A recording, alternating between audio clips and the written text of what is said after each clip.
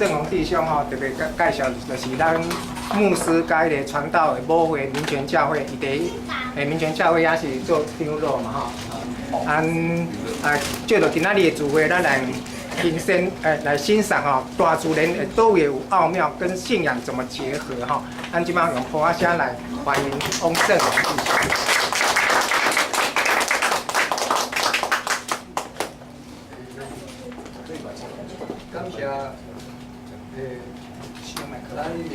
感谢咱继承教会，互我即个机会通来遮，甲大家来分享野鸟的世界。咱现在我先做一个简单的介绍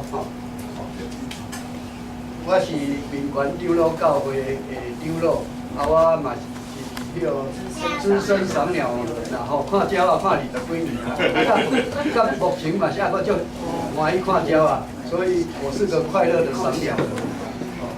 我也是野鸟小妈鸡这个影片的导演，但是我的小演员们，他们都不听我的指挥，因为我从来没有付给他们薪水，所以我怎么拍呢？我只能躲在伪装帐篷里面，偷偷的拍。那拍着拍着，拍了几年下来，累积的量跟这个影片的量，然后再把它那个剪辑配乐然后终于让我在2016年完成了这一套疗愈的野鸟影片《野鸟小妈子》。那我今天要和大家分享的有4个部分。第一个部分是我和2个小朋友的赏鸟故事。那第2个部分呢是宝可梦那个抓宝可梦也是赏鸟拍鸟。也是宝可梦也可以赏鸟拍鸟。该有足多相同的所在是。对。第3个部分是奇妙的野鸟世界。那第4个部分是野鸟小妈鸡。那我们先来看我和2个小朋友的赏鸟故事。第一个小朋友呢是我自己的小孩那这是我带他幼稚园的时候，我带他到那个关渡自然公园，到那边去看招潮蟹。还没有开始赏鸟之前呢，我所认识的就是麻雀，还有鸽子。因为在我看来，所有的野鸟都是一样都是一个样子的。直到这一只鸟的出现，才改变了我的看法，让我们全家一头栽进了野鸟的世界。这是有一次呢，我用台语 OK， 华语 OK 吧？可以。OK 都会音好。前面我也开始都会赛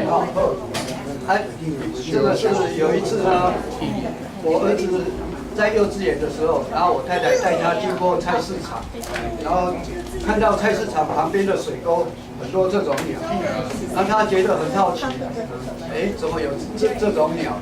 然后因为那边遗患在那个鲨鱼，然后那个内脏都会丢到水沟，那这个鸟就跑来啄食。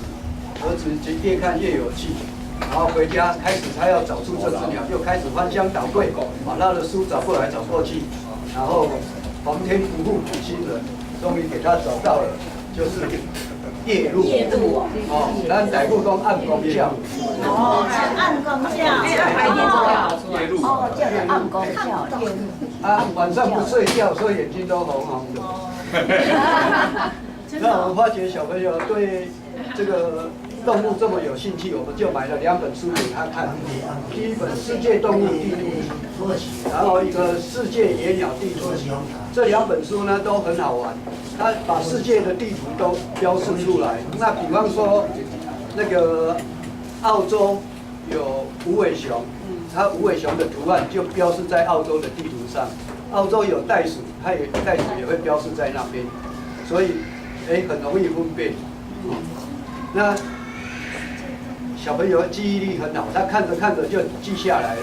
那他幼稚园毕业那一年呢，我们全家到新加坡去旅游，然后到了新加坡鸟园，这边是那个们琴的训练师在训练这个老鹰。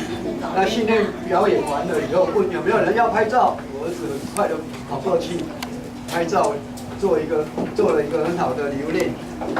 那到了那边呢，我儿子也发现了这一只，他就告诉我说：“爸爸，这一只是笑翠鸟，它的产地是在澳洲。”我听他一讲，哎呦吓了一跳，这么厉害，是真的吗？还是唬我的？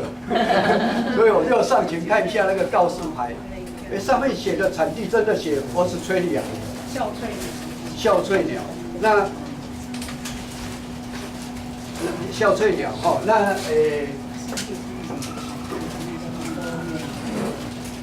那个笑翠鸟，那为什么它叫笑翠鸟呢？我们来看一段影片啊。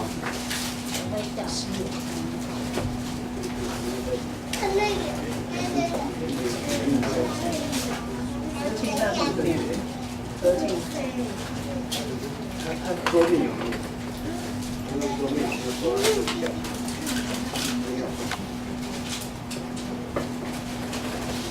对呀。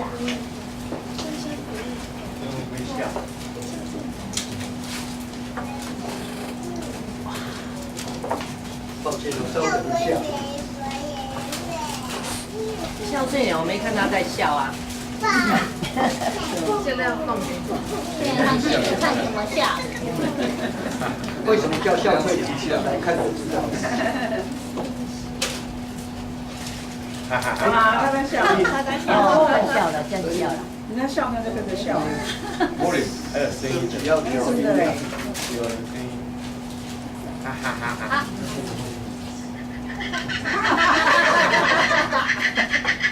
真的嘞。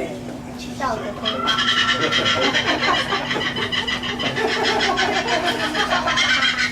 好可爱。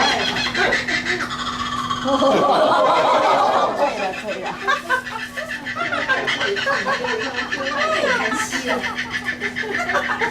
哎呦，笑翠鸟非常的好玩。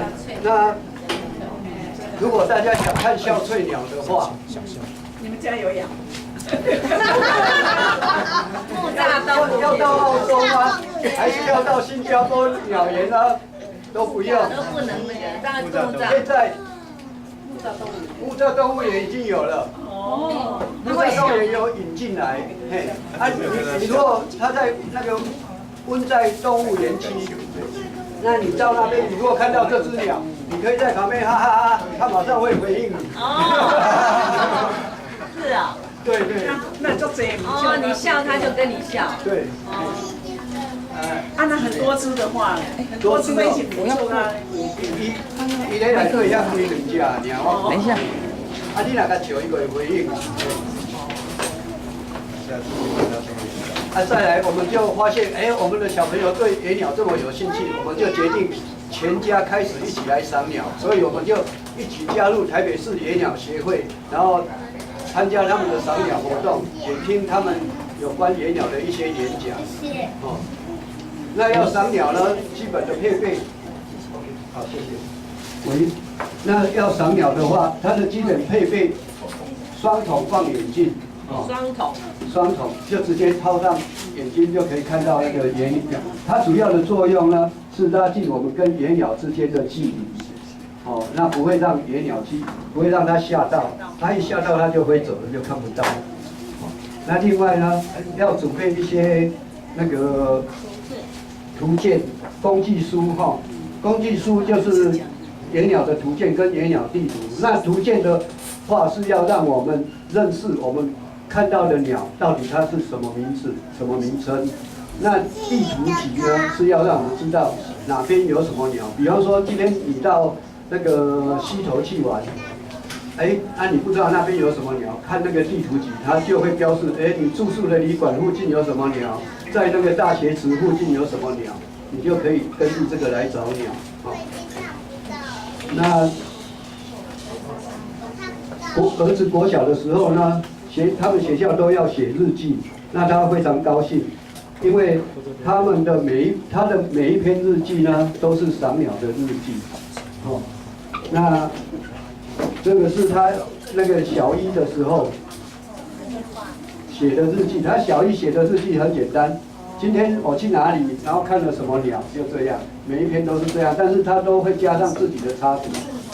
小一的时候还蛮厉害的，他会画出这样的翠鸟，哦，好像那个很像课本。对，他画的，我儿子画的哈。那他到了小二的时候，他的观察力又增加了。他这时候就会比较详细的描述他所看到的。他这里写说，他和妈妈到学校附近那个去吃早餐，然后那个有一个温州公园，然后在那边呢，他发现有2只那个鸟白头翁飞来飞去，他觉得很奇怪，就在那边注意着它们的动作。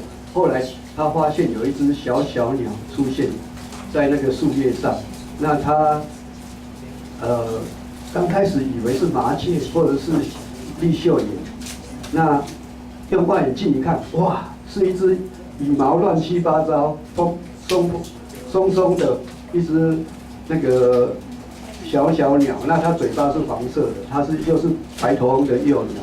那也看到白头翁在喂它，所以它嘴巴张得大大的，好可爱。他说他看得上课差点要迟到了。那这个是我们开始赏鸟，这个在我们住家附近拍到的。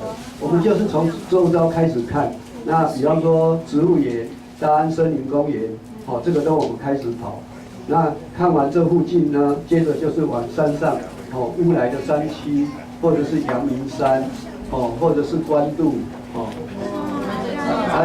对，阿妈山台湾蓝雀是台湾特有种，哦，那我们在那个附近的那个比较小山看得到的鸟，慢慢看完了以后，觉得胃口越来越大。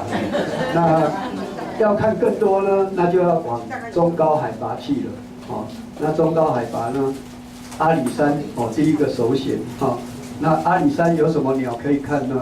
阿里山有这个栗背林鸻，哈，又叫阿里山鸻。蛮漂亮，它是台湾特有种，也就是说，只有台湾，全世界只有台湾才看得到。哦，那这个是在大雪山，儿子这时候大概小学4、5年级的时候，那大雪山最想看的就是这只蓝腹鹇，大型的雉科的鸟类，也是台湾特有种。对，还有雉鸡科的，像鸡一样。对。对，这个，对啊，赏鸟赏着，儿子就长大了。这个是他国中的时候，我们要去合欢山，经过那个武岭，公路的最高点。那接着呢，垦丁，那就是说高山都跑完了以后，要跑更远的地方，那就跑到垦丁，台湾的最南端。那这时候你会发现，小朋友怎么又变小了？又变为国小了。哦，其实赏鸟是蛮随性的。比方说，我们在台北这附近赏鸟，可能下礼拜我们就搭飞机到金门去赏鸟了。所以很随性，所以这个我不一定是按着次序，但是我为了说明方便，我说先附近的看完，然后看中高海拔，然后跑到更远的到垦丁。垦丁大家知道有10月的时候有国庆鸟，那我们到那边就是要看那个灰面狂鹰，还有这个赤腹鹰，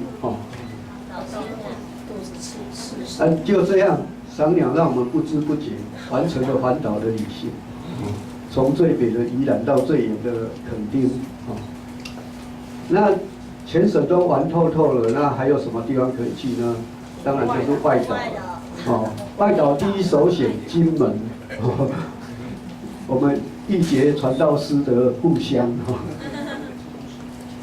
那这里有这个戴胜，这只鸟呢，在台湾不容易看得到，除非过境期。平常大概在金山或者野岭那边可以看得到，就是过境期才看得到。但是在金门的话，它是在地鸟，也就是说，随便你在金门都可以看到它。哦，啊，但是在台湾不容易看得到它。啊，还有立侯风虎，它是一夏候鸟，夏天的时候它才会到金门来筑巢，在那边育雏，然后培育下一代。为了这个鸟要拍部电影。对啊，对。这是属于那你这个守候好多天哦。对，这个要守候，很多天要等候。属于那个 hummingbird， hummingbird 嘛，公园。他们不算荒鸟，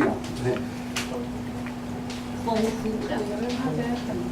啊，那个金门跑完了就跑澎湖，哦，然后澎湖最主要是要看燕鸥，燕鸥要去看燕鸥的话也不简单，要搭这个船到离岛去。那因为是夏天，所以全身包得紧紧的，哦，戴帽子，然后穿长袖、穿长裤，生怕晒伤，然后也要补充水。那远远看来哈，那个猫羽真的很像一只猫哈。在那边。对呀。那再来还有呢，绿岛。绿岛除了去赏鸟，绿岛还是一个浮潜的圣地，所以到了那边。当然要去浮潜啊！那儿子国小的时候，我们一起去，那他也跟朋友在那边海边寻宝，哦，找到了洋睡族，哦，一些小朋友抓到了都认为是宝贝，拍一张照片留念，再把它放回去。折节啊，还有对，我讲蜈蚣节蛇尾。什么？类似海星的东西。这个有海鲜的东西，这个有海鲜。类似海鲜炉吗？海鲜。没有。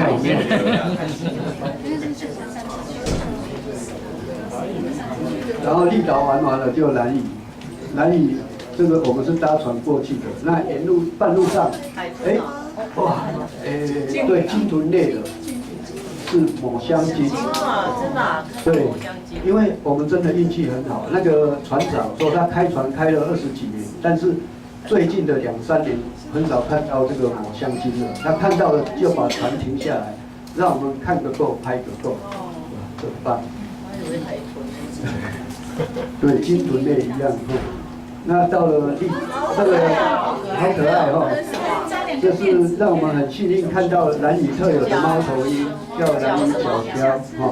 那你可以看到这个叶子，它其实很小只的，哈。角鸮。角鸮就是猫头鹰，哈。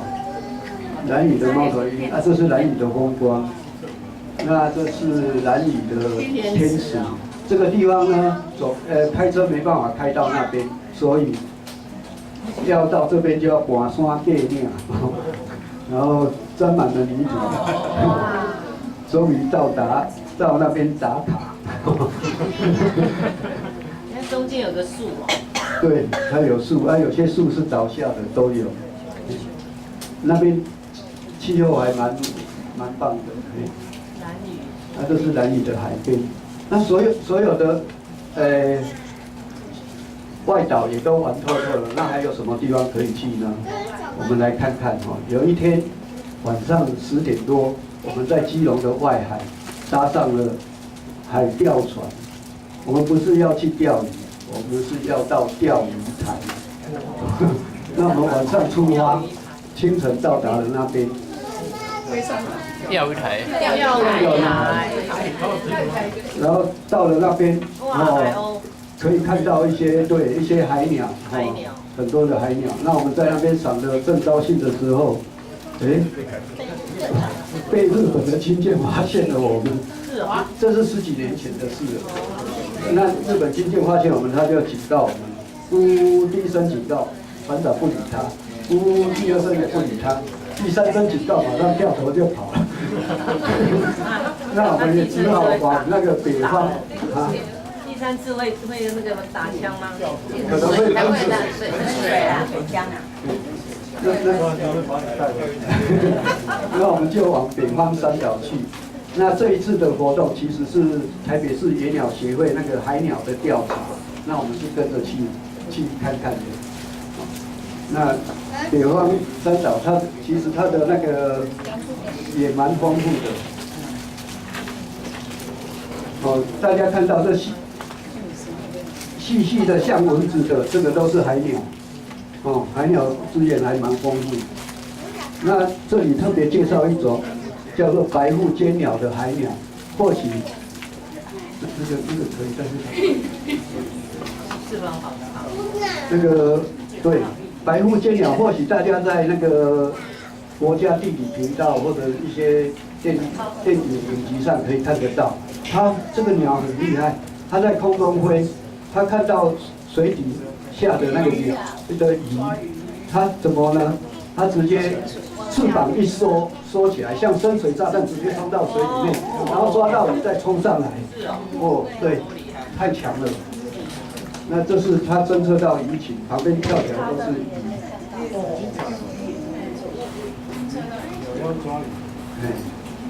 对，它会抓鱼。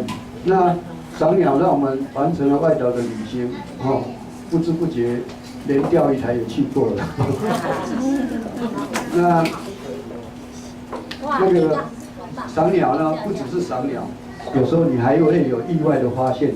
这个是在大雪山看到的白面鼯鼠，它是一种灰鼠，哦，它是夜行性的动物，也就是说，夜间起来活动，白天在睡大头觉的。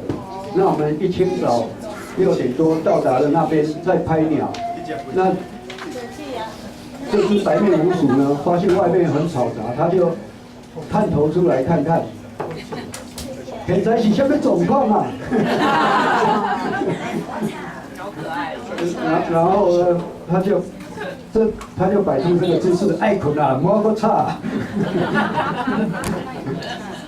然后在大雪山也看到了条纹松鼠，条纹松鼠很可爱，它跟我们平常在植物园看到的，植物园看到的是赤腹松鼠，哦。那赤腹松鼠的体型比它大1倍，这个比较小只，它身上还有一些条，很像国外看到的那个花栗鼠，它会在那个树枝上跑来跑去，所以蛮好玩，蛮可爱的。那再来介绍我和第2个小朋友的赏鸟故事。第2个小朋友蛮可爱的他是我一个亲戚的小孩。他的爸爸要叫我姑丈，嘿所以这个小朋友要叫我丢公，姑爷爷，华语叫姑爷爷。那我带他开始赏鸟，他原来也是很顽皮、很好动的小朋友。那开始赏鸟以后呢，他也知道要学习等候，也要穿上适合环境的衣服，慢慢耐心的等候。那他说呢，我就带他到处拍鸟，然后这次他拍到了，非常的高兴。看得到这一只他拍到的是什么吗？刚刚有介绍过的。带色，对，带色，谁说的？写一个奖吧。早讲嘛。你没有多要点奖品，奖品呢？他说你一直带信，看你给奖品的。看人的啦。他拍了代销的照。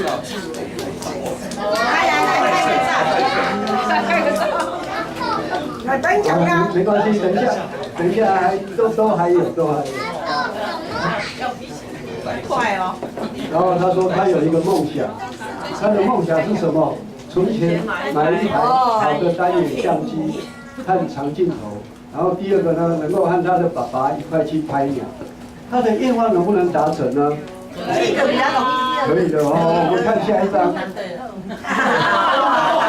不但他爸爸和他去拍鸟，他的妹妹也来陪他。虽然妹妹是来乱的，但是也蛮可爱的哦。对啊，他们也跟我们以前一样的，开始上山拍鸟，也下海去拍鸟。那这几只呢，都是刚刚那个小朋友拍的哦。超厉害的。然后在短短的8个月内，他们拍摄的鸟种突破100种。为什么这么厉害呢？有2个原因。第一个，兴趣加上努力。没有每天都好啊。他们怎么排行程？除夕大武山，初1高雄宝山，初2就铁条司机跟梁山瀑布，一天一座山啊！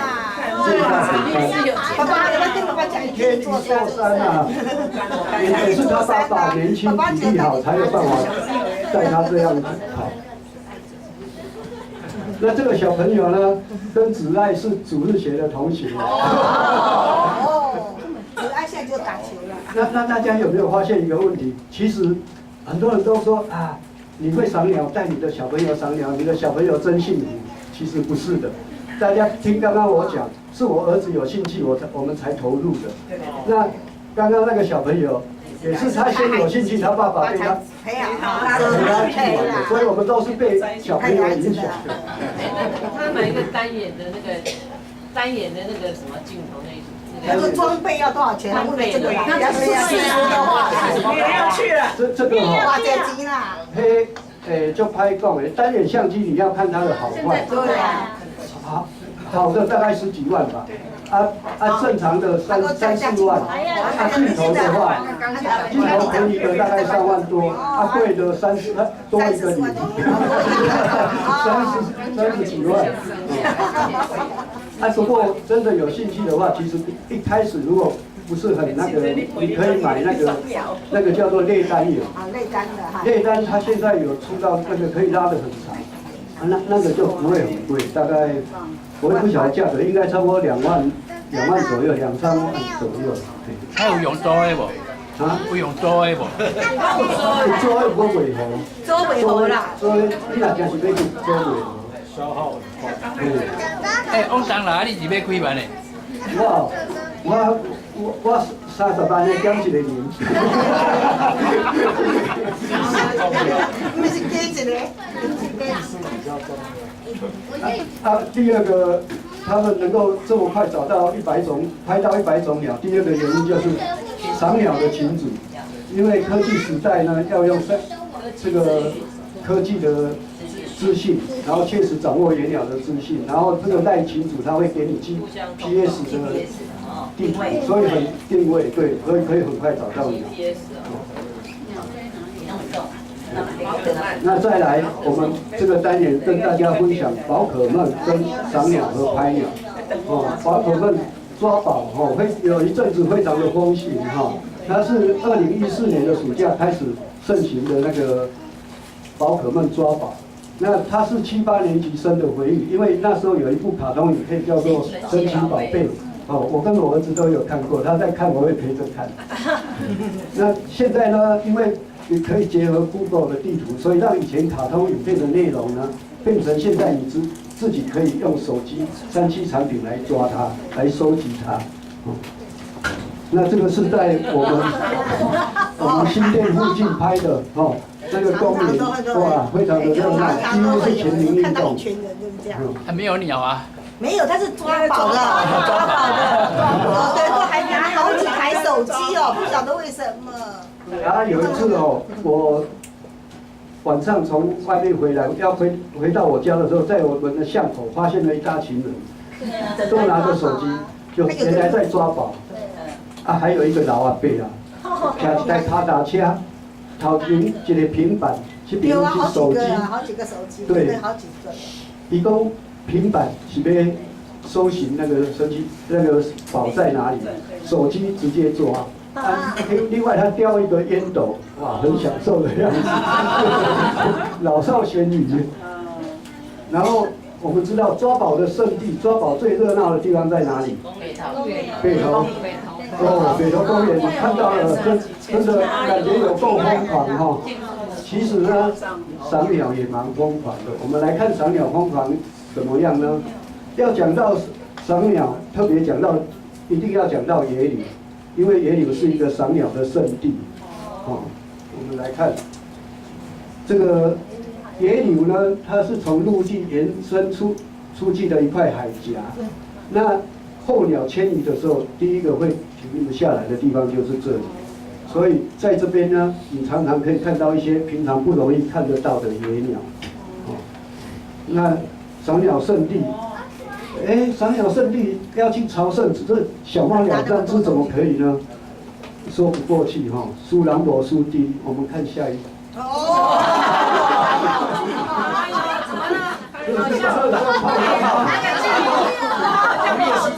怎么有泡泡啊？对啊，都是泡啊。大炮，赏鸟的人、拍鸟的人都说那个长镜头都叫大炮。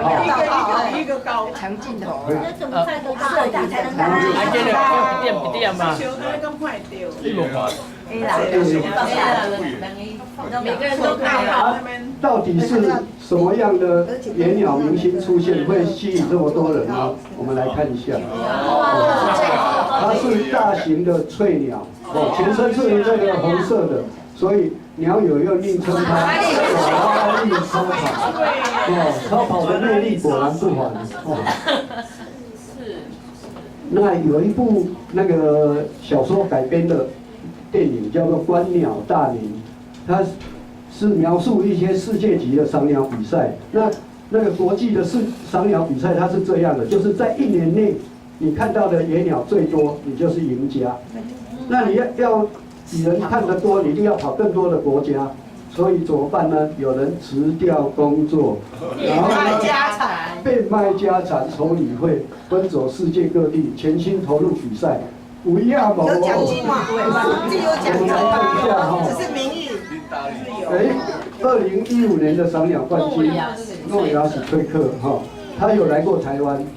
那他是29岁的美国青年，他是一个作家，也是摄影师，也是冒险家。他从12岁开始就开始疯狂的赏鸟。那他立志在2015年的365天内呢，要在各个国家的那个鸟友协助下，要看超过5000种的鸟。那全世界的鸟大概7900多种。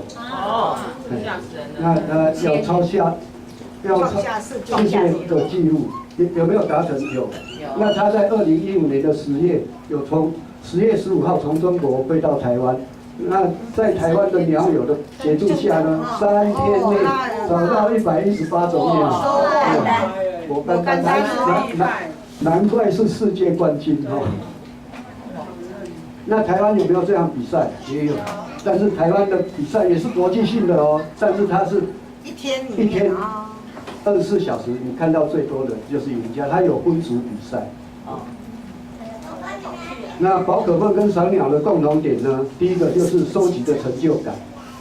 像那个抓宝，你是用3C 产品来抓，那个赏鸟的话，你会在图鉴上注明，某月某日在什么地方看到它。那如果是拍鸟的，你会有拍照的记录。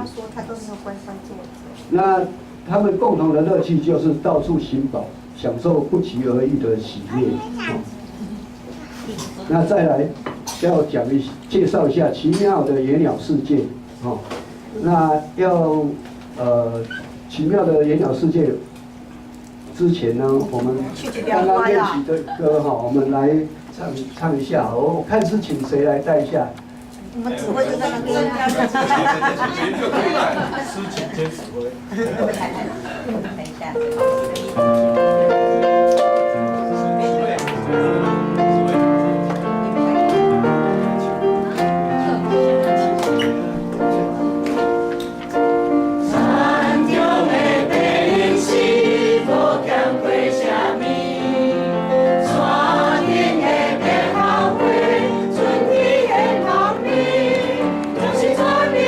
兄弟，为受事情福气，我的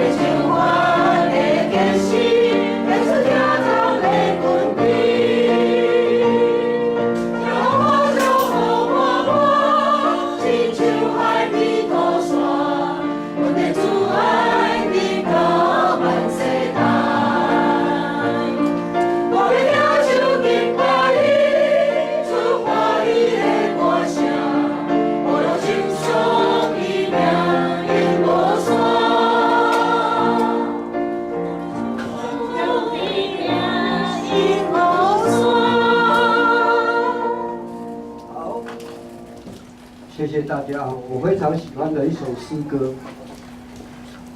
田中的田中的白鹭是无欠亏什么，真的描述的非常好，无欠亏什么。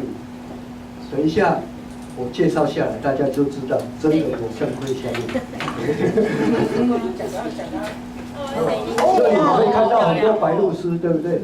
大大小小的都有。我现在大细汉查嘴，哦，因为伊无共款的品质，吼，无共款的种类。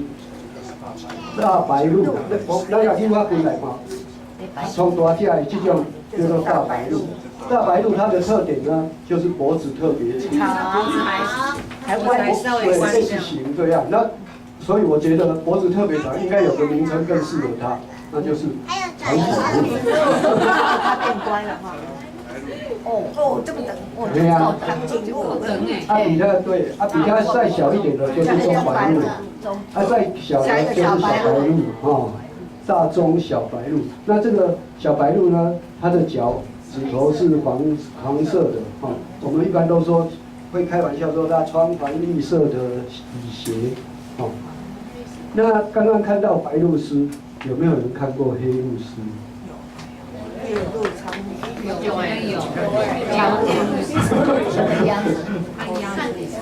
这只是白鹭鸶，那这只就是黑鹭鸶。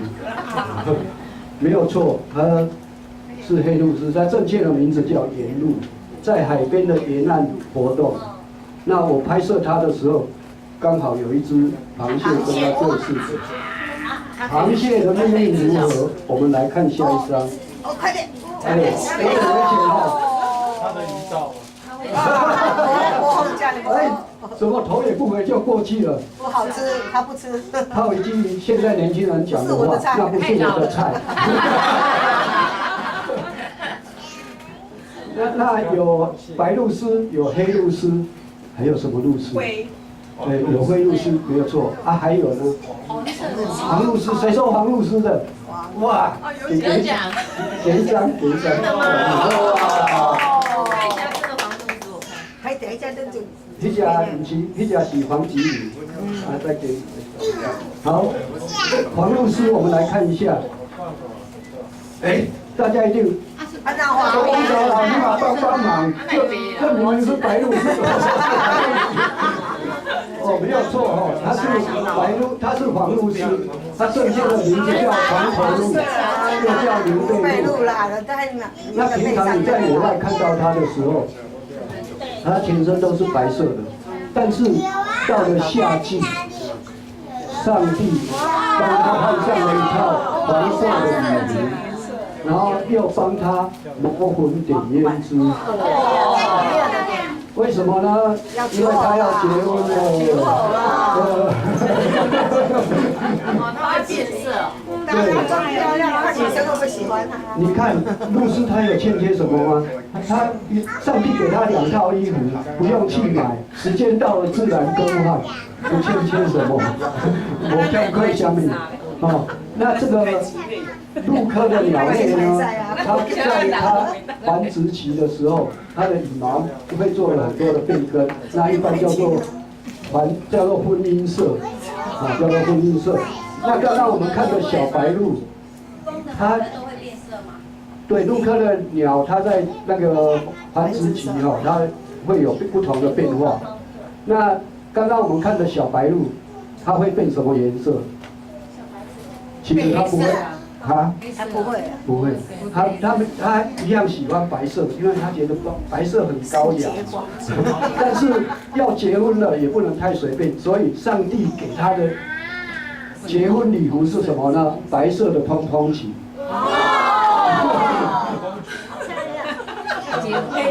而且呢，还帮他磨粉点胭脂。另外呢，原来脚是绿色的，现在变成红色的，增加一点喜感哈。哦，色的鸟，那么好玩。真的不简单哈。那再来，我们来谈一谈野鸟的食物。野鸟的食物跟它的嘴型大概都有一点关系。那鸟儿都吃什么呢？鸟跟人呢，谁吃得好，吃得健康？我们来看一下，这个是鼎鼎大名的黑面琵鹭哈。它的嘴巴就像那个哪个一个东西啊，汤匙的一样。饭匙啊，刚刚饭匙，刚刚大只迄个饭匙。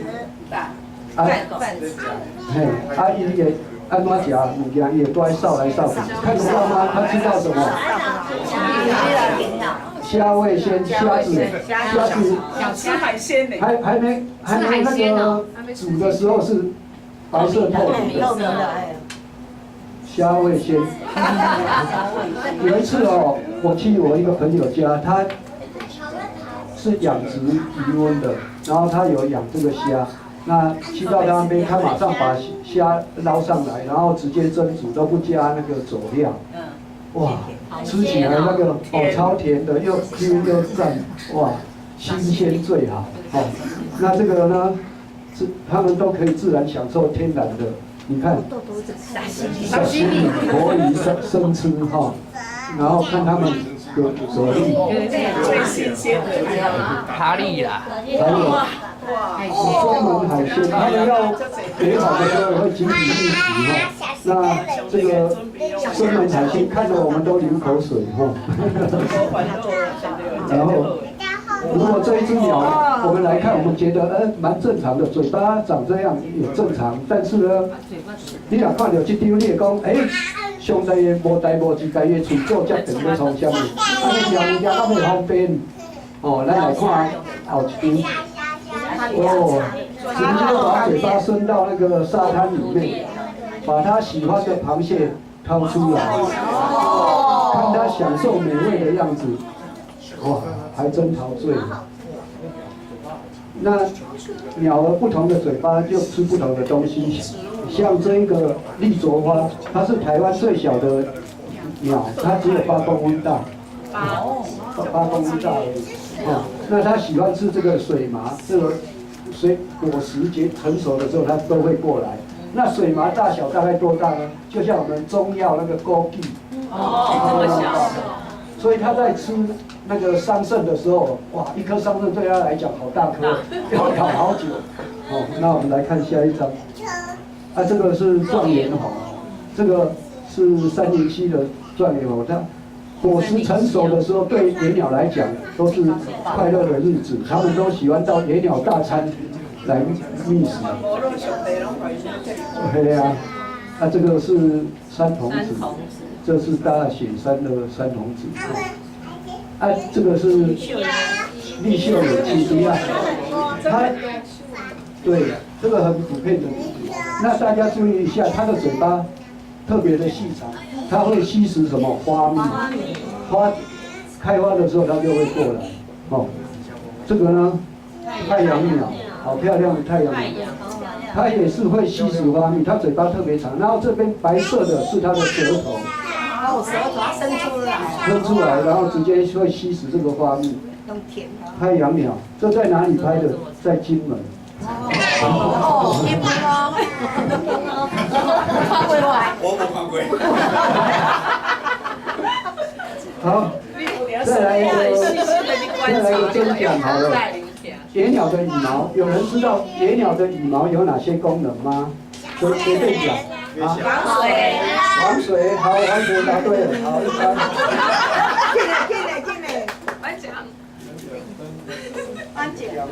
两位都想防水是吧？还有没有？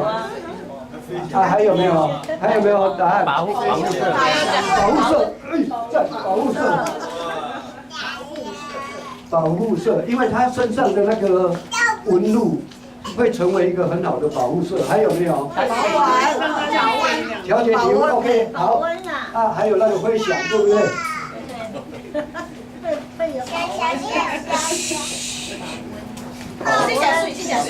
保护。好，完全答对了。我们来看答案哈。保护皮肤、保暖、飞翔、保护色。那很棒哦，大家都会耶。然后接下来我们来玩保护色。看大自然。鸟在哪里？鸟在哪里？找找看。一个脚长长的吗？好，不是。请用这个指出来，我看。在哪里？在哪里？不是，不是啊，有没有？还有其他答案？啊，云姐，来，雷多。哎，不是，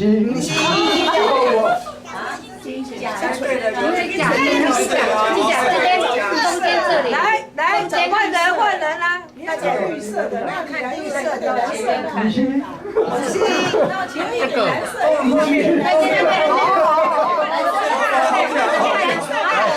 蓝色那个，蓝色那个。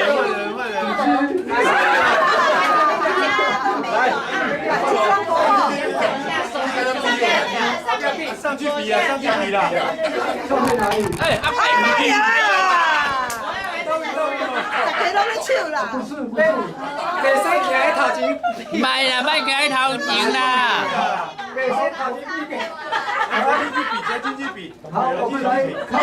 折进去比，折进。都不对，不是。不是哦，我们来靠近点。你可以靠近点，看到没？石头旁边，石头旁边。那个是的，旁边，对，石头旁边是哦。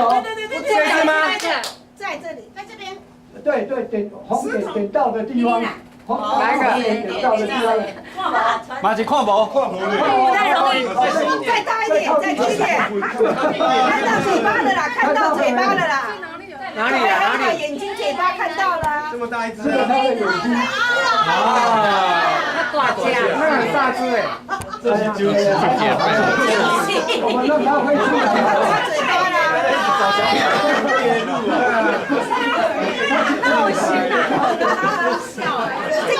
这跟站前不前面没关系。所以没有人得奖，没有人得奖，没人得奖。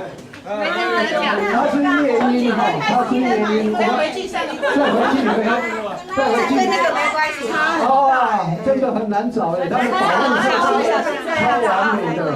就在这里啊，靠近点，再靠近点，推出来。好，再来，我们再来找鸟。这里有几只鸟？这里看到一只，再来至少一只，两只，三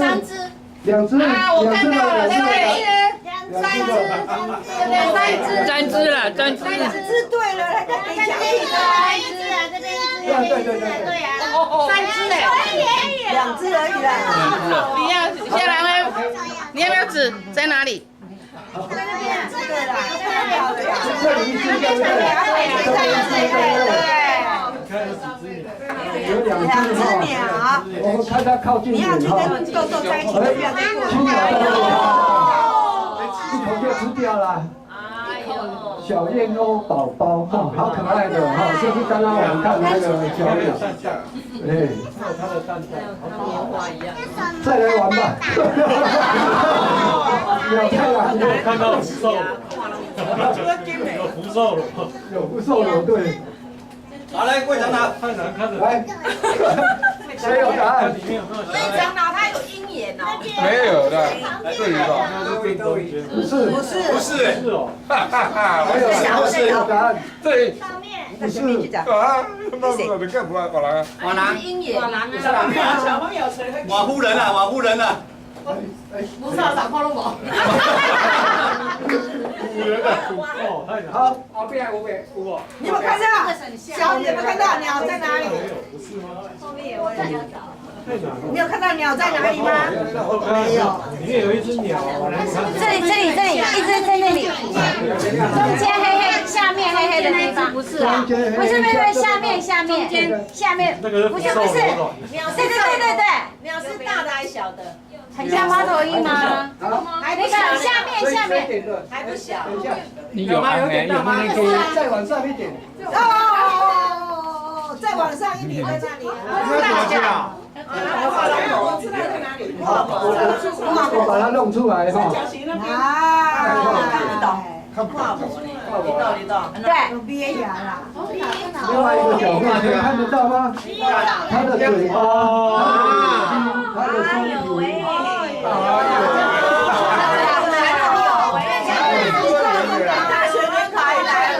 它叫做我看到，它叫彩翼哈，还可以找，还有没有人要找？哦，是另外一只哦。这光下，来，我们这个是上面，中间。上去指，是啊。有人要上去指有人要上来哪里？上去指啊！有人要上去指了。中间，你看看到 Yes。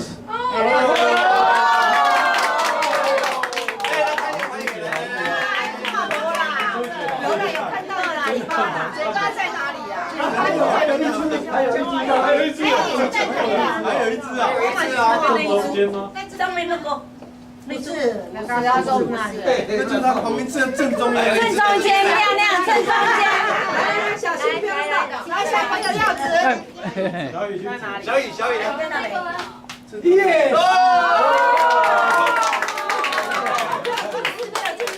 来拍照，在哪里呀？都看不到。中间亮亮，中间。拍起来不要弄到哦。没近视。那个接近你那个放大一点，看都看不到。放大，没关系。好，告诉大家哈，这里一只，看不清楚，对不对？对。看得清楚了吗？有。这里哈。嘴巴出来了。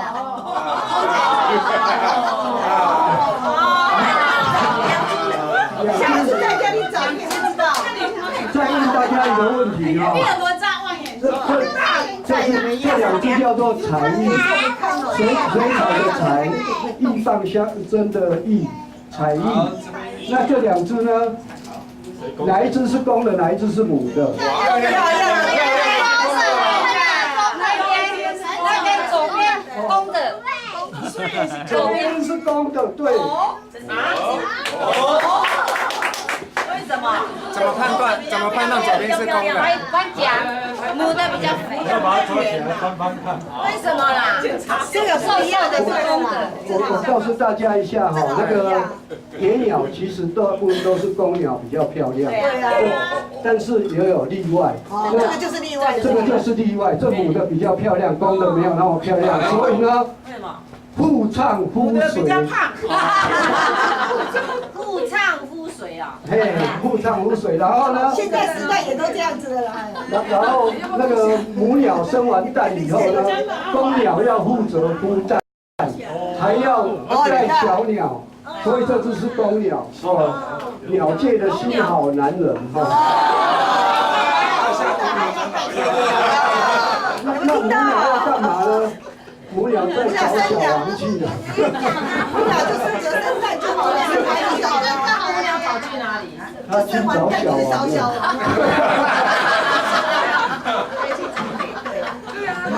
再来介绍一下猛禽哈。下一代现在很重要，不然现在都少子化，现在那个猛禽哈，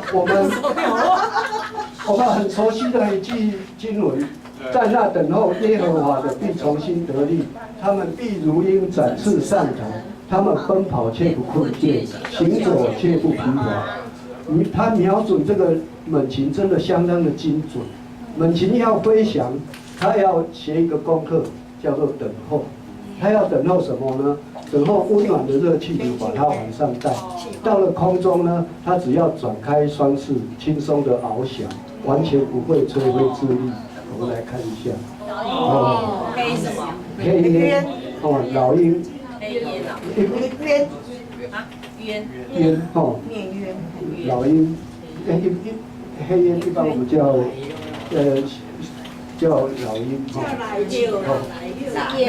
外呢，这个是大冠鹫哦，它是大型的那个猛禽，又叫蛇雕，它会吃蛇，所以叫蛇雕。那我拍它的时候，我跟它的距离大概5公尺，所以我拍它的时候，它一展翅，哇，也蛮震撼的。它会不会咬人啊？它不会咬人，它会吃蛇。这个叫蛇雕。蛇雕，然后它停在树枝上的情形。那再来介绍鱼鹰。鱼鹰对，它就是吃鱼嘛，才叫鱼鹰。那每一种鸟，它都有它的特殊的功能。它要抓鱼，它的工具就是爪子，它的爪子就比一般的特别大。那另外呢，你看，它上面这些那爪子，那爪呢，它勾住猎物的时候会往下勾，而且它上面那个肉垫，爪子上的肉垫就像我们的一般的止滑垫，所以对，所以它的脚掌比较厚，而且有那个突出的肉脊，它就像止滑垫一样，橡皮止滑垫一样，所以一勾住都跑不掉了。我们来看它怎么抓蚁，一爪就搞定了。哇，翅膀嘎的，对，翅膀这么很长呢。哦，一爪就搞定了，这里。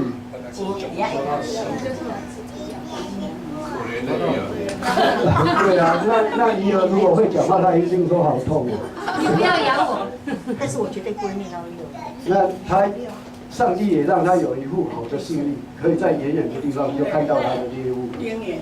对，那再来介绍游隼，游隼也是吻禽的一种。那它是全世界速度最快的动物，它的速度有多快？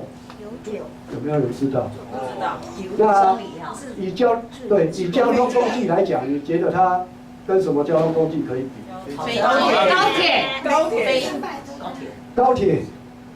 高铁速度多快250，300公里，250，谢谢。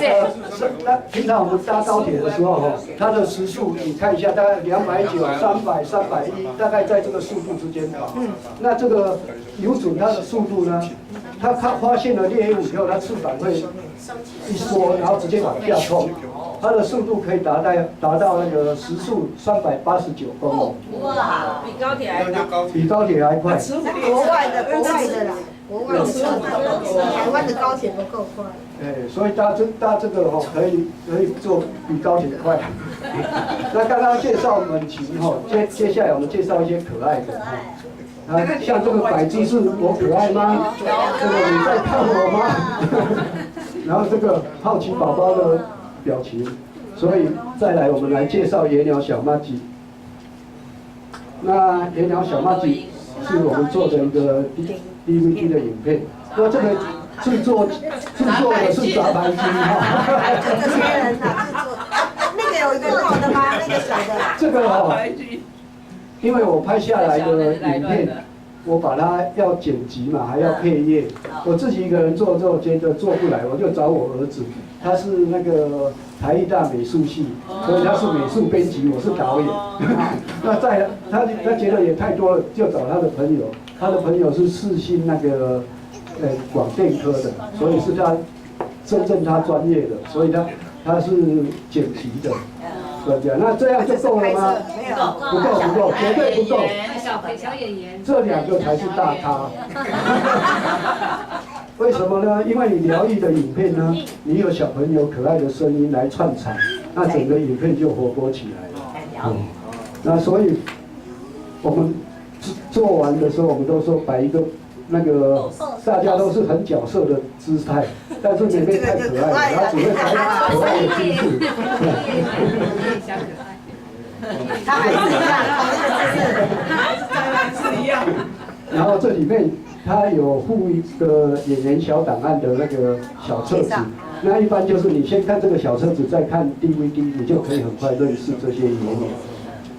那它有分3个单元，第1个单元野鸟小麻吉，第2个单元来跳舞吧，第3个麻吉幼稚园。小麻吉它介绍的就是一些比较小型的一些可爱的野鸟，然后来跳舞吧，就是记录野鸟的那个舞姿，对，记录他们跳舞的姿态。像我有拍到那个有鸟在跳踢踏舞，这个很厉害，会跳踢踏舞。这个呢，这是巴掌还是滴顺？都不是这个是尾巴啦尾巴。头在下了，屁股了。哪一个小朋友说尾巴的，送他1张。来快点举手，快点举说，刚刚小朋友嘞。对呀，就那个谁啊，昨天举手啊。哎，不是小红鸟，泽青啊，泽青拿贝。它是尖尾鸭，它要觅食的时候头朝下，尾巴就朝上。那一整排下去的话，你看起来就像在跳水上芭蕾一样。再来，马吉幼稚园是介绍动物野鸟野鸟的宝宝。鸟宝宝了哈。那动物的宝宝一般都可爱，那小鸟的宝宝一样。小朋友小的时候也是可爱。那我们为什么定位它疗愈影片有3个元素？第一个是童言童语来画鸟，小朋友来介绍野鸟。然后第二个就是野鸟活泼影像的呈现。然后再来呢，我们的配乐我们会用轻松的古典音乐，好让大家以轻松的心情来看。那我介绍一下里面的演员，这个修柳，它是台湾最小的猫头鹰，它到底多大呢？我们一个拳头大，好可爱哦。那这个绿啄花刚刚有介绍，台湾最小的野鸟，对，那个桑葚对它来讲蛮大颗的，那这个。台湾溪流常常看得到的这个水鸟叫小鸟叫千色水钟，那它全身都铅灰色的，所以鸟友昵称它小铅球。那台湾也有啄木鸟哦，这是台湾最小的啄木鸟。那它会在树枝上跑来跑去，而且它还会倒退撸，倒着走。这个是小剪尾，它是环境的指标。它只在非常清澈的水边才会出现。那它的尾巴呢有黑白两色，当它摆动它的尾巴的时候，就像摆动着一把白色的小剪刀。这个高翘痕，妈妈是高个，而那个小孩也是高个。那这里等一下影片会看到那个鸟儿会，如果遇到危险的时候。那个母鸟会张开翅膀，那个幼鸟会跑到它翅膀底下。那我们圣经里面描述，就是说在上帝的严厉的保护底下。这个小鸭鸭是在大安森林公园拍的虽然很普通的小鸭鸭，但是也蛮疗愈的姐姐他们要回家。那我们来看一段野鸟小妈咪的影片试看片一小段好。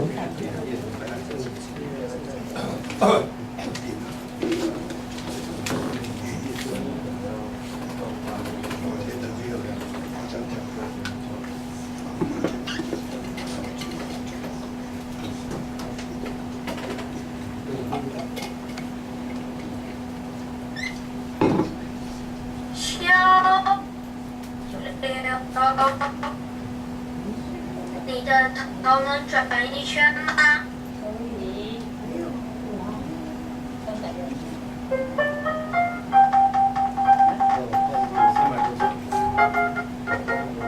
等一下，我们速度用另外一个播放器。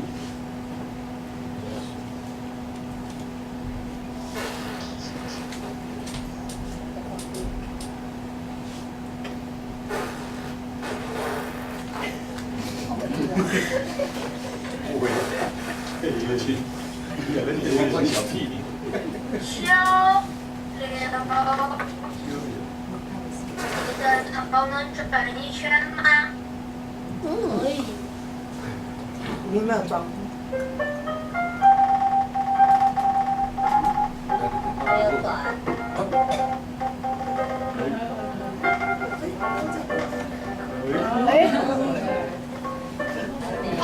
哪一边是头？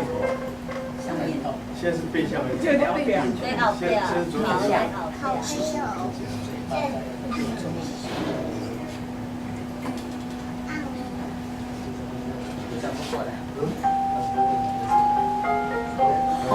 这边的，刚刚那是后面。这个是头转过去的话，那个刚刚有问说它头可以转1000吗？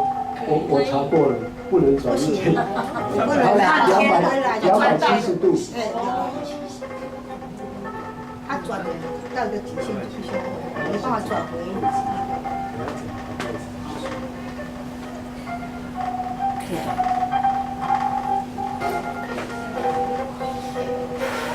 不不好意思，因为播放器的问题，所以它声音有点那个会 delay 的感觉。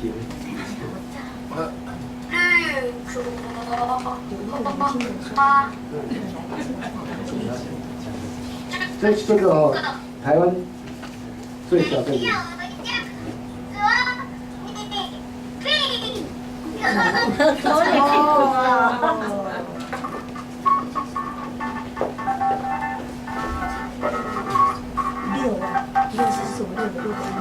这个是职业的。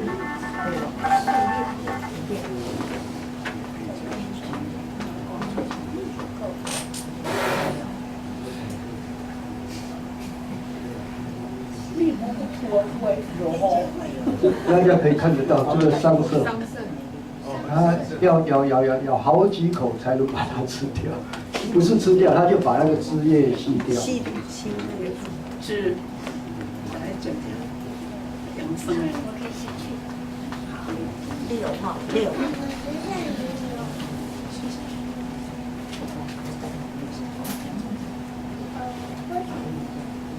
这个只有1分钟。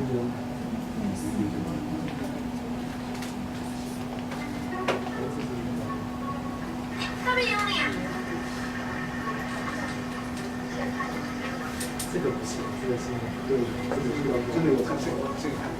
哇，这修流哎。这个好。但是我没有放那个，中间那个那就是看一个。修流，你的头能转一圈吗？这个不可以。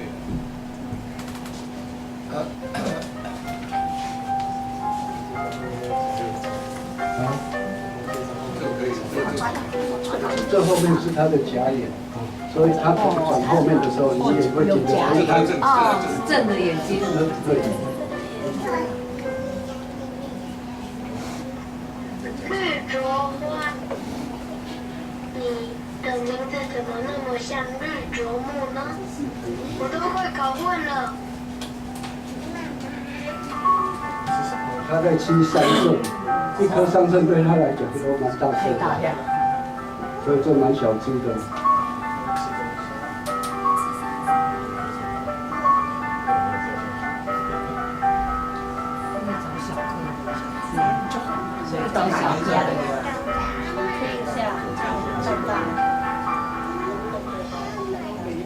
好，那我们不能就先播放到这样好了，因为那个播放器有点问题。那还有几个可以看好。好。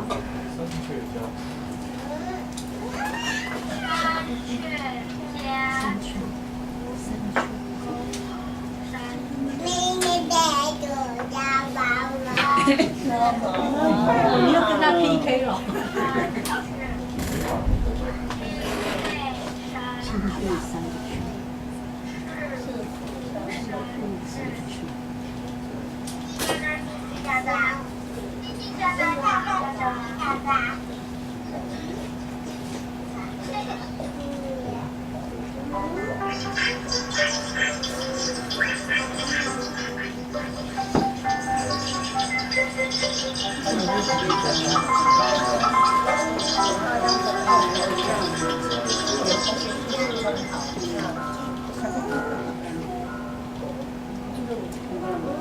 脸画得很漂亮。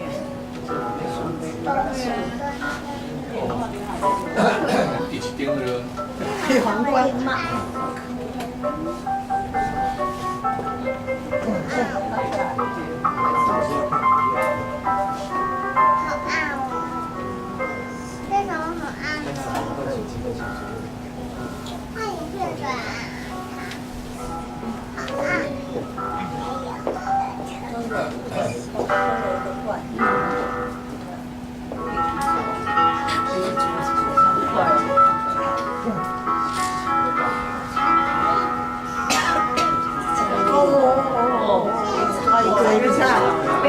它在煮茶，材料。动作蛮快啊。你嘴巴可以咬很大哦，咬这么多，小好多哦，你看，还要飞的。还不够。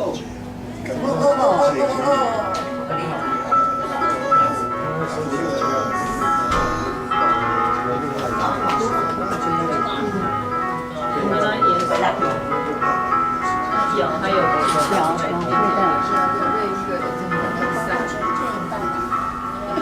绑头发啊，要不要绑票票？你觉得我抓眼睛是不是哦？有一直在。我都有，我有3个。哦，你洗澡哎，咱们现在洗澡，你有洗澡？对。哦，全身都下去，好舒服哦。这种对，洗澡好快哦，真的很舒服，在动作。我想说，我是有答。你看到小鸟苗洗澡，哦，这里还有水对，桂花浴。哦，这泡没有花，桂花浴。曾经自己洗澡，这是话洗那个。这是杨贵妃的。对呀，还泡花。哦，还有玫瑰花。对呀，樱花那个樱花。我这样来，湿湿的。你要又来了。换汁吗？哦，我的头也要洗一洗啦。我都有快哦。你有没有洗头？哦，没有，你不喜欢洗头？这洗头头呢？逍遥自在啊！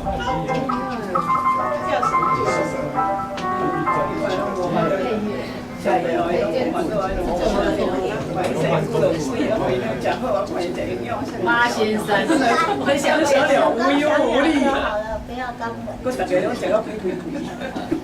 哎，你没有遇到被抓的、被那个的。你给我抽干吧。啊，那个胶吧，含胶吧。肯定要不是每一只都有那小个。啄木哈，接下来我们看台湾也有啄木鸟。那我们来看台湾最小的啄木鸟，还有啄木鸟的宝宝哈。小啄木宝宝，扣，有人在家吗？有人在家吗？有。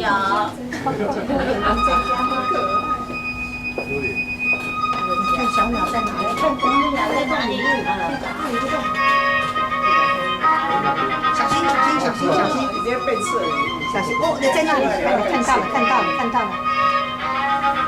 要敲门哦，还没开始敲门，等一下看他敲门哦。往后退。对，他住在他家里，他也在洞里面。你看，哦，哎，落雨好人命。有看到他吗？现在没有，现在不知道哪里，看他从哪里。哦，在那里。小小的一个圆圆圈圈，还是跑出来了。那个保护色，给字跟树枝一样，是像不像？切到那个。不可以弄那个，对。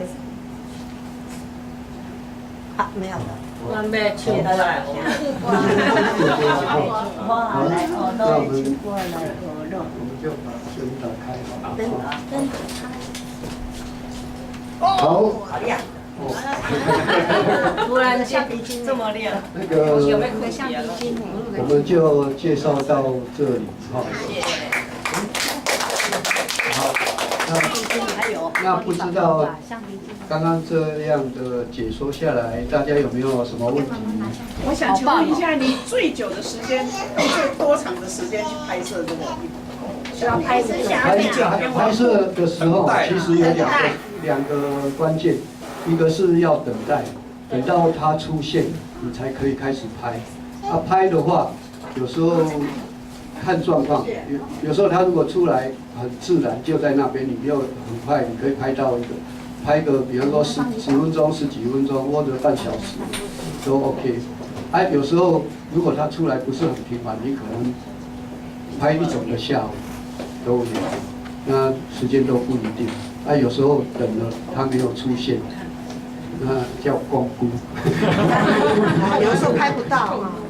那只有下一次再去，等到鸟儿有出现才有可能拍得到。要跟我们今天有唱那个等待。等候。所以你们都会等候。对。可遇不可求。不知道还有没有问题？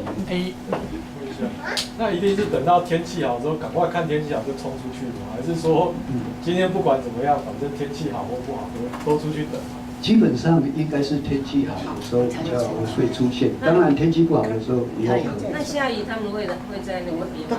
下雨大部分其实他们也会躲起来。有时候还是会有拍到下雨的，不一定看状况。有时候他也不太怕下雨的时候，我们就躲在车上拍。车上拍，因为相机不能离到。大炮不可离到。对。那拍的是有没有小黑蚊，还有蛇？其实这些东西都会有，但是就是尽量穿长袖。我们出去外面都是穿长袖，然后戴帽子，怕一些蚊虫。有时候没有，有时候虽然穿那个长袖，但是手都被叮得密密麻麻。那小黑蚊叮了，刚开始你不会觉得怎样，回到家以后，隔了第2天以后，哇，怎么红豆病？好，还有没有什么问题？要看过鸟的相拍啊？鸟也是怕，因为为了地盘，为了什么？为了配合都会。跟人一样。送个手臂章，好，问题就有了。还是我来问大家好了。那个白鹭鸶，随便讲3种。大中小。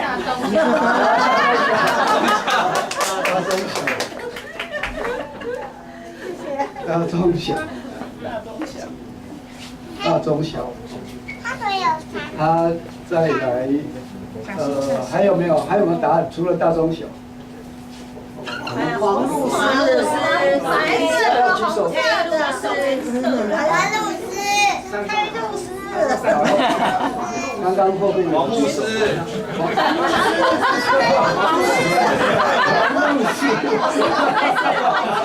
连黄鹭鸶都有。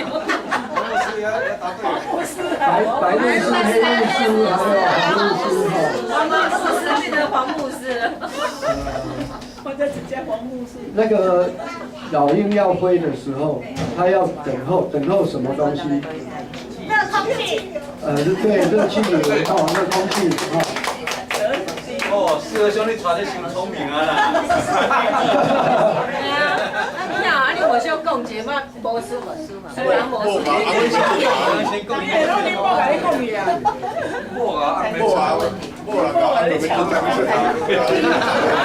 还会很气流。对，它是要靠气流，温暖的气流，它在空中靠着气流，它完全不用，因为它如果用翅膀，它会很累。翅膀很好。好，那还有没有其他问题？没有的话，我们要只有剩3张，我把它问题都看。变色黄。你这个有那个到底是什么野鸟哈？让我们全家一头栽进了野鸟的世界，是那一只鸟叫什么？暗公叫，标准答案。终于给你得到了。夜鹭。那有一只野鸟哈，那个在澳洲产在澳洲，好几种小翠鸟哈。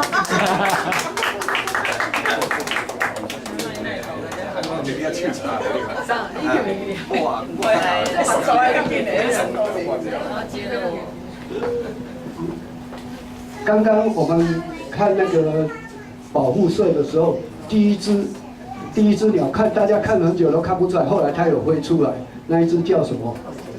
请举手。那只鸟的名字？不是。夜莺，标准答案。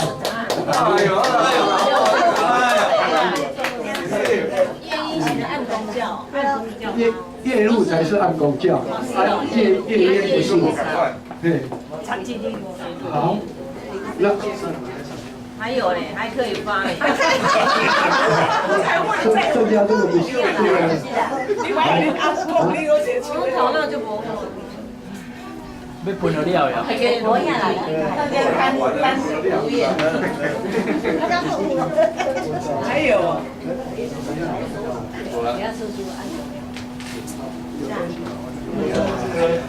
好了，那来一个题目，就是跟圣经有关的。好，刚才我们有介绍一个影片，还没有看到，就是有一个鸟会把那个小宝宝放在它的翅膀底下。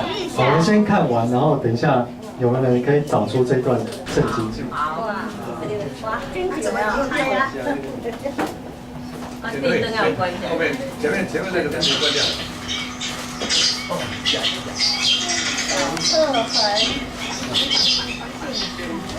这个是西部啊，不是。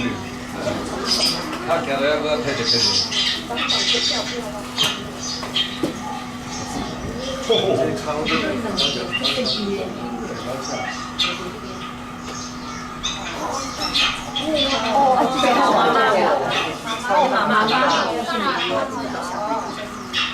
教啊看来不没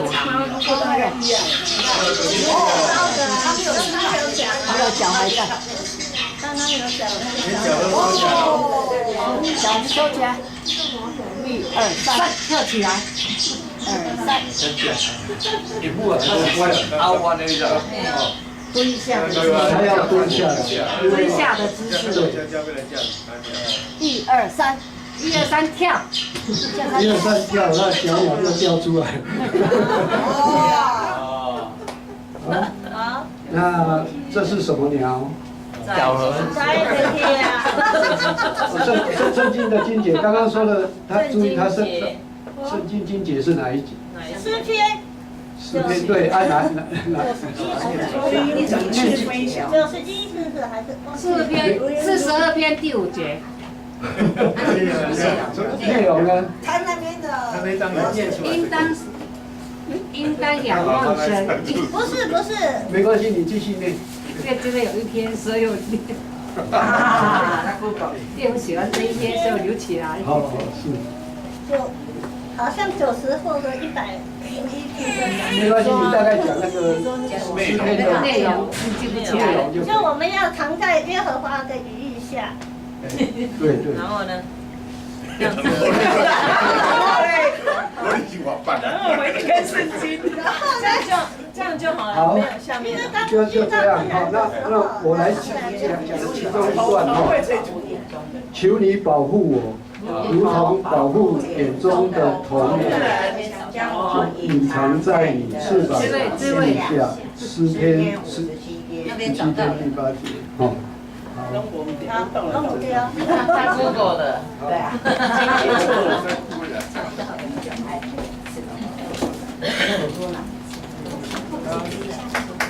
我们谢谢他的太太跟儿子都一起起来哈。那个翁弟兄的太太嘛哈。丢到你，他的儿子对不对？突然我刚刚有一个听那个翁正宏弟兄在上课的时候哦，那个你会前歌是那个等候。没有会前歌，今天的。然后说嘛，真的是上帝是奇妙的上帝呢。我无跟翁正宏弟兄传无到他，因为他在上课当中也秀出这一条，真的是奇妙。然后另外一个插曲就是当好。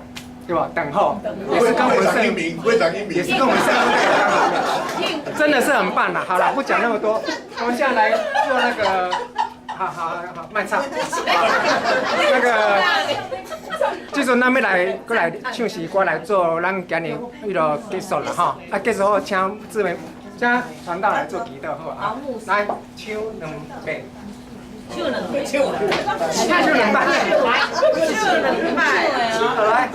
你讲摇我唱我嘛呀？对，摇我说我。第2呀。参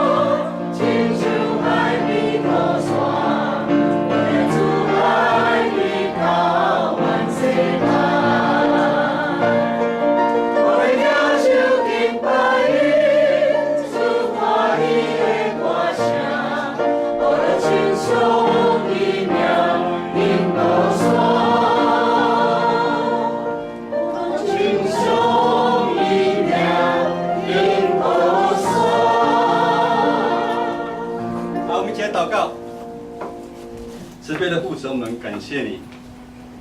当我们看到你所创造的万物，今天透过张荣长老所介绍的鸟，帮助我们开我们信仰的眼界，也帮助我们看主你是多么奇妙的上帝。你不只看顾我们，你也看顾这大地的动植物，帮助我们有更怜悯的心，也让我们学习等候的功课。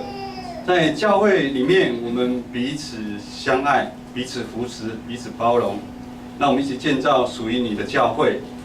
我们将今天我们的聚会，感谢主，愿你施恩赐我们每个弟兄姐妹，在我们善去的脚步都有你的同在。祷告祈求，奉靠耶稣的名，阿门。我的介绍一下哈，我想要大家对以前之前20几年前陈明志牧师在我们建成教会有很好的服事。来，这个燕满丁罗